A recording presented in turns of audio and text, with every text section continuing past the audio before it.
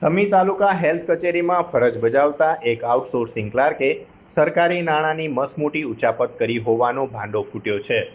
In charge તાલુકા health officer દ્વારા સમી police સ્ટેશનમાં આ અંગે સત્તાવાર ફરિયાદ દાખલ કરવામાં આવતા જ સમગ્ર પાટણ જિલ્લાના વહીવટી આલમમાં ભારે ખળભળાટ મચી ગયો છે.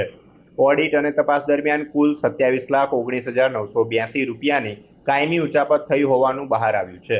આ ચોંકાવનારા કૌભાંડની વિગત એવી છે કે ભામાથળ ગામનો રહેવાસી આરોપી ક્લાર્ક ભરતભાઈ પશાભાઈ નાડોદા એજન્સી મારફતે અહીં કાર્યરત હતો. તાજેતરમાં તાલુકાની આશા બહેનોએ તેમનો ફિક્સ પગાર વધારો ન મળ્યાની રજૂઆત કરતા સમગ્ર કૌભાંડ પ્રકાશમાં આવ્યું હતું. શાતિર ક્લાર્કે સરકારી ચેકો અને બેંક પેમેન્ટ ટ્રાન્સફર શીટમાં મોટા પાયે છેડછાડ કરી હતી.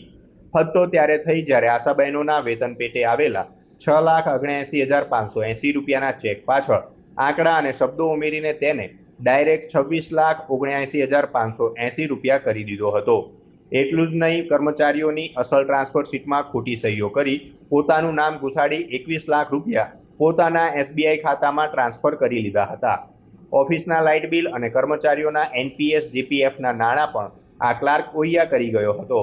મુખ્ય જિલ્લા આરોગ્ય અધિકારી ડોક્ટર વિષ્ણુભાઈ પટેલની લેખિત મંજૂરી મળતા જ સમી પોલીસ સ્ટેશનમાં આરોપી ક્લાર્ક ભરત નાડોદા વિરુદ્ધ ભારતીય નાગરિક સુરક્ષા સંહિતાની વિવિધ ગંભીર કલમો હેઠળ ગુનો નોંધી તેને ફરજ મુક્ત કરાયો છે.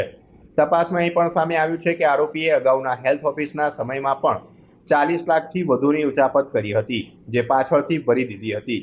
હાલમાં પોલીસ આ ગુનામાં બેંકના કોઈ જવાબદાર અધિકારી કે કર્મચારીની સંડોવણી છે કે કેમ તે દિશામાં પણ તપાસ ચલાવી રહી છે.